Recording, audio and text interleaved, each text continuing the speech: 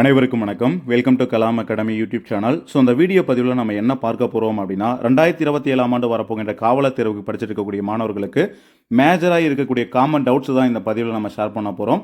அதாவது தமிழ்நாடு அரசால் பார்த்தீங்கன்னா இப்போ ஸ்கூல் புக்கை சேஞ்ச் பண்ணுறதா சில பல இன்ஃபர்மேஷன் தெரிஞ்சிருக்கும். ஓகேங்களா?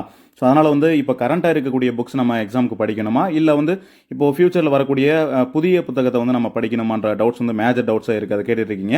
அதை பார்த்தீங்கன்னா டீட்டெயில் இன்ஃபர்மேஷனுமே தெளிவாக இந்த பதிவில் நம்ம பார்த்துடலாம். ஓகேங்களா?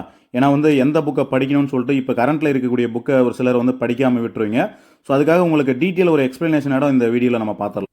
நெக்ஸ்ட்டு பார்த்தீங்க அப்படின்னா அந்த வயது வரம்பு நீட்டிப்பு, அதாவது 2026 நோட்டிஃபிகேஷன் வரலை அப்படின்னா 2027 நோட்டிஃபிகேஷன் வந்தால் ஏஜ் எந்த மாதிரி ஃபாலோ பண்ணுவாங்கன்ற மாதிரியும் டவுட்ஸ் கேட்குறீங்க.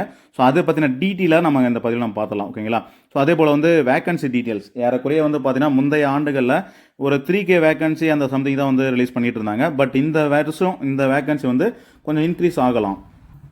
அதை பற்றின இன்ஃபர்மேஷனும், அதே போல் தற்போதைய ஆண்டு திட்டத்தின்படி காவலர் தேர்வுகளுக்கு இன்னும் எவ்வளவு நாட்கள் இருக்குன்றதை டீட்டெயிலாக பார்த்துலாம். அதாவது இன்றைய தேதியின் அடிப்படையில் இன்னும் அடுத்த வருஷம் இப்போது எக்ஸாம்பிள் 2027 தான் காவலர் தேர்வுகள் நடைபெறுன்ற மாதிரி சொல்லியிருக்காங்க இல்லையா?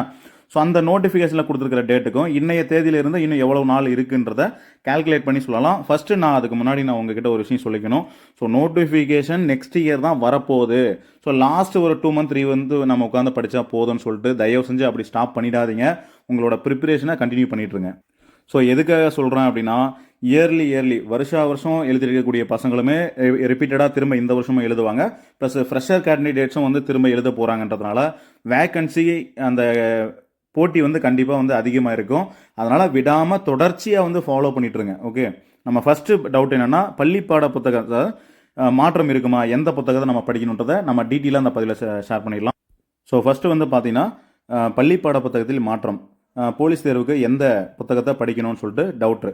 அதாவது புதிய பள்ளிப்பாட புத்தக மாற்றத்திற்கான குழு மற்றும் தலைவர்கள் யார்? அதாவது வழிகாட்டுதல் குழு தமிழக பள்ளி கல்வித்துறை அமைச்சர் திரு ராஜ்மோகன் தலைமையில் இயங்குகிறது. இது எல்லாருக்குமே தெரியும்.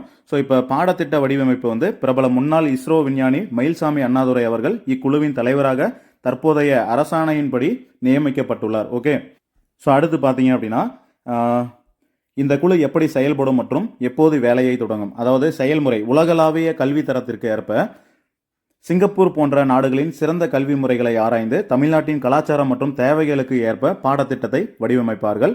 காலக்கெடு இக்குழுவின் பதவிக்காலம் 3 ஆண்டுகள். இதன் ஆரம்பகட்ட பணிகள் ஏற்கனவே தொடங்கிவிட்டு தற்போது 1 முதல் 3ஆம் வகுப்பு புதிய புத்தகங்கள் தயாரிக்கப்பட்டு நடைமுறைக்கு வந்துவிட்டன.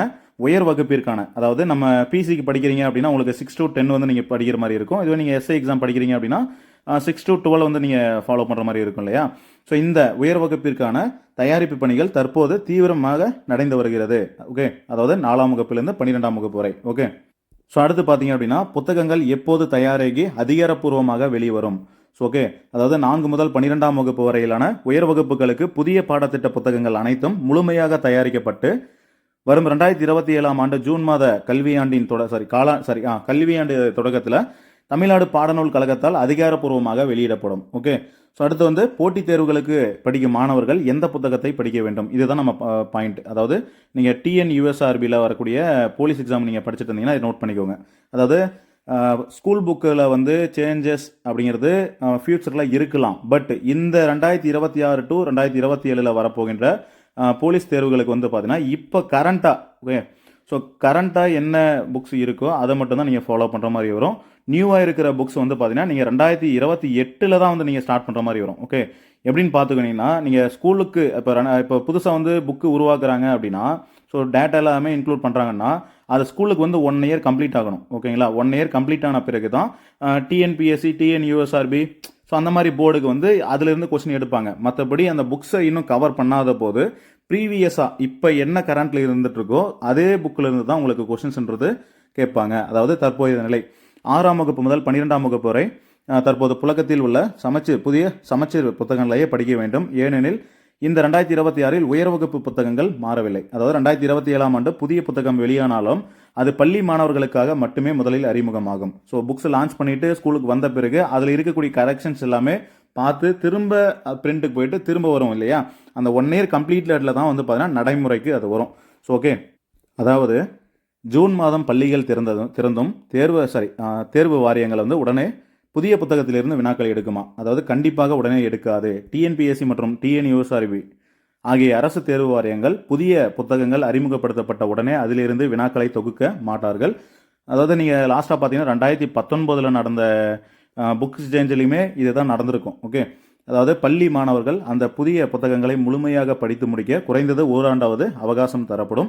எனவே 2027 ஜூன் மாதத்தில் புதிய புத்தகங்கள் வந்தாலும் 2028 ஆண்டு மற்றும் அதற்கு பின் வரக்கூடிய போட்டித் தேர்வுகளில் தான் புதிய புத்தக வினாக்கள் இடம்பெற தொடங்கும். அதுவரை தற்போதைய புத்தகங்களின் அடிப்படையிலேயே அதுவே போதுமானது. ஓகே, ஸோ கிளியர் கட்டாக தெரிஞ்சிருப்பீங்க. 2026 டு 2027 வரக்கூடிய எந்த ஒரு அரசு போட்டித் தேர்வுக்குமே இப்போ கரண்ட்டில் இருக்கக்கூடிய புக்ஸை மட்டும் நீங்கள் ஃபாலோ பண்ணாலே போதும். ஓகே, ஸோ அடுத்த கொஸ்டின் பார்த்துக்கோங்க. வயது வரம்பு நீட்டிப்பு. ஓகே, ஸோ இதை கோரிக்கையாகவே நம்ம லெட்டர் பேட் வந்து போட்டிருக்கோம். ஸோ இன்னைக்கு, அதாவது ஜஸ்ட் 16 ஜூலை இன்னைக்கு வந்து பார்த்தீங்கன்னா பாமக தலைவர் அன்புமணி ராமதாஸ் அறிக்கை, அதாவது எது ரிலேட்டடானா இந்த போலீஸ் கான்ஸ்டபிள் பற்றின அந்த தேர்வு பற்றின ஒரு அப்டேட் தான். அதாவது காவல்துறை பணியில் சேர இளைஞர்கள் ஆர்வத்துடன் காத்திருக்கும் நிலையில் ஓராண்டு முழுவதும் காவலர் தேர்வு நடத்தப்படாது என்ற அறிவிப்பு பெரும் அநீதியாகும். அதாவது 2026 நோட்டிஃபிகேஷன் வராது, 2027 தான் போலீஸ் தேர்வுகள் எல்லாமே நடைபெறும்னு சொல்லிட்டு டிஎன்யூஎஸ்ஆர்பி தரப்புல இருந்து ஒரு ஆனுவல் பிளானர் கொடுத்துருந்தாங்க இல்லையா? ஸோ அது ரிலேட்டடாக வந்து பேசியிருக்காரு. ப்ளஸ் 2025 ஆண்டில் நடத்தப்பட்ட தேர்வுகளுக்கான முடிவுகளை விரைவாக வெளியிட நடவடிக்கை எடுக்க வேண்டும்.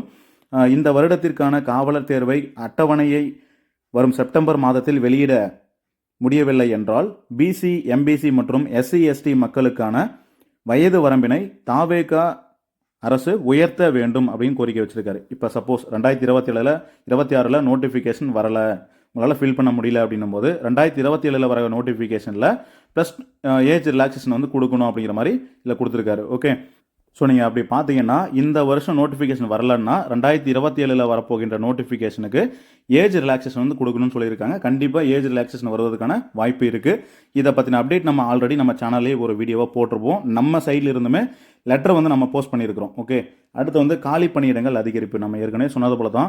ஸோ லாஸ்ட்டு ஒரு 3 இயர்ஸ் வந்து பார்த்தீங்கன்னா ஒரு 3000 வேகன்சி அந்த ரேஞ்சில் தான் வந்து ஃபில் பண்ணிட்டு இருந்தாங்க.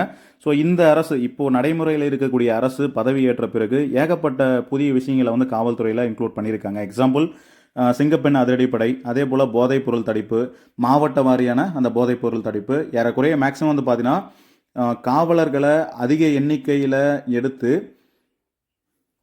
போதைப் பொருளை புழக்கத்தில் இருக்கிறத தடுத்துட்டாலே மேக்ஸிமம் குற்றங்களை வந்து குறைஞ்சிரும். ஸோ இது எல்லாருக்குமே தெரிஞ்ச காமன் ஒரு விஷயம்தான். அப்படி இருக்கும்போது பொதுமக்களை பாதுகாக்கக்கூடிய இந்த காவலர் அப்படிங்கிற ஒரு இதில் வந்து வேக்கன்சி அதிகமாக வருவதற்கான வாய்ப்பு 100% இருக்குது. ஓகே, ஸோ நம்ம ஆல்ரெடி சொல்லியிருந்தோம் ஒரு நியர் 10,000 வேக்கன்சி பக்கம் நம்ம எதிர்பார்க்கலாம். ஓகே, எதிர்பார்க்கலாம் தான் சொல்கிறோம், அஃபிஷியல் கிடையாது. ஸோ அதாவது அதே போல் வந்து தற்போதைய ஆண்டு திட்டத்தின்படி காவலர் தேர்வுகளுக்கு இன்னும் எத்தனை நாட்கள் உள்ளன? இன்றைக்கி June 16th. Okay, July 16th இன்னைய தேதியிலிருந்து இப்போ 2027 ஆனுவல் கேலண்டர் ரிலீஸ் பண்ணாங்க இல்லையா? ஸோ டிஎன்யூஎஸ்ஆர்பி தரப்புலேருந்து அதை அடிப்படையாக வச்சு இன்னும் எந்தெந்த தேர்வுக்கு எவ்வளவு நாட்கள் இருக்குன்றதை டீட்டெயிலாக பார்த்துடலாம். அதாவது தேர்வுகளின் ஆண்டு திட்டம் டிஎன்யூஎஸ்ஆர்பியோட அஃபிஷியல் ஆனுவல் பிளானரை வச்சு தான் நம்ம சொல்லியிருக்கோம். இன்றைய தேதி ஜூலை 16. ஸோ தேர்வுகளுக்கு இன்னும் எவ்வளவு நாட்கள் உள்ளன? ஃபர்ஸ்ட்டு பார்த்தீங்கன்னா சார்பு ஆய்வாளர் டெக்னிக்கல் எஸ்ஐ. ஓகே, டெக்னிக்கல் எஸ்ஐக்கு வந்து நோட்டிஃபிகேஷன் பிப்ரவரி மந்த் வந்து ரிலீஸ் பண்ண போகிறாங்க. அப்படி பார்த்தீங்கன்னா இன்றைய தேதியிலிருந்து 6 மாதங்களுக்கு மேலே வந்து டைம் இருக்குது. ஸோ நான் சொல்லிக்கிறேன். ஸோ நாட்கள் தேர்வுக்கு வந்து இன்னும் நாட்கள் அதிகமாக இருக்குன்றதுனால ப்ரிப்பரேஷனை ஸ்டாப் பண்ணிடாதீங்க, கண்டினியூ பண்ணுங்கள். இருக்கக்கூடிய வேக்கன்சி குறைவாகவும் வரலாம், அதிகமாகவும் வரலாம். ஆனால் காம்படிஷன் வந்து ரொம்ப அதிகமாக இருக்குன்றதுனால ஸோ ப்ரிப்பரேஷனை வந்து விட்டுறாதீங்க, கண்டினியூ பண்ணுங்கள். ஏன்னா இவ்வளோ நாள் இருக்குது அப்புறம் பார்த்துக்கலான்னு சொல்லிட்டு நீங்கள் தயவு செஞ்சு விட்டுறாதீங்க. நெக்ஸ்ட் வந்து பேண்ட் பிசிக்கு வந்து பார்த்தீங்கன்னா மார்ச் மந்த் வந்து நோட்டிஃபிகேஷன் வரப்போகுது. இன்னைய தேதியில் அடிப்படையில் வந்து பார்த்தீங்கன்னா ஏறக்குறைய ஒரு 7.5 மாதம் அப்படிங்கிற மாதிரி இருக்குது. ஓகேங்களா, இது வந்து பேண்ட் பிசிக்கு வந்து ஏறக்குறைய ஒரு 700+ வேகன்சி வருவதற்கான வாய்ப்பு இருக்குது. ஆல்ரெடி கவர்மெண்ட் மூலிமா ரிலீஸ் பண்ண அந்த ஜியோ வச்சு நம்ம எக்ஸ்பிளைன் பண்ணியிருந்தோம். ஸோ நெக்ஸ்ட்டு பார்த்தீங்க அப்படின்னா காமன் ரெக்ரூட்மெண்ட், அதாவது பிசிக்கானது டிஎஸ்பிஆர் ஜெயில் வார்டன் ஃபயர்மேன். ஸோ இவங்களுக்கு வந்து பார்த்தீங்கன்னா நெக்ஸ்ட் இயர் ஜூன் மந்த் வந்து நோட்டிஃபிகேஷன் ரிலீஸ் பண்ணாங்க அப்படின்னா இன்னைய தேதியின் அடிப்படையில் இன்னும் ஏறக்குறைய ஒரு 10 மாதம் இருக்குன்ற மாதிரி அப்டேட் பண்ணியிருக்காங்க. ஸோ 10 மந்த் இருக்குது, 10 மாதம் இருக்குன்றதுனால ப்ரிப்ரேஷனை விட்டுறாதீங்க, கண்டினியூ பண்ணுங்கள். ஓகேங்களா, ஸோ உங்களுக்கு 100% இந்த வருஷம் என்னால் எந்த வருஷம் நான் போலீஸ் ஆகணுன்ற கூடியவங்க ஸோ இப்போ இருந்து கரெக்டாக நீங்கள் டைமை யூட்டிலைஸ் பண்ணிங்கன்னா இருக்கக்கூடிய நாட்கள் அதிகம். நல்ல புதுசாக நீங்கள் படிக்கக்கூடிய விஷயத்தையும் படிச்சுக்கிட்டு ரிவிஷன் பண்ணுறதுக்கும் டெஸ்ட் போட்டு பார்த்துக்கிறதுக்கும் நல்ல டைம் இருக்குது. அதனால் கரெக்டாக வந்து இந்த டைம் அதிகமாக இருக்குன்னு சொல்லிட்டு விட்டுறாமல், கடைசி 3 மாதம் பார்த்துக்கலாம்னு சொல்லிட்டு விட்டுறாமல் கரெக்டாக இந்த இருக்கக்கூடிய நாட்களை யூட்டிலைஸ் பண்ணுங்கள். ஓகே, நெக்ஸ்ட் வந்து பார்த்தீங்கன்னா ஒருங்கிணைந்த தேர்வு, கம்பைன்டு ரெக்ரூட்மெண்ட், அதாவது தாலுக் எஸ்ஐ, ஏஆர்எஸ்ஐ, டிஎஸ்பிஎஸ்ஐ. ஓகே, இதில் வந்து நோட்டிஃபிகேஷன் ஆகஸ்ட் மந்த் வரப்போகுது, 2027 ஆகஸ்ட்டு.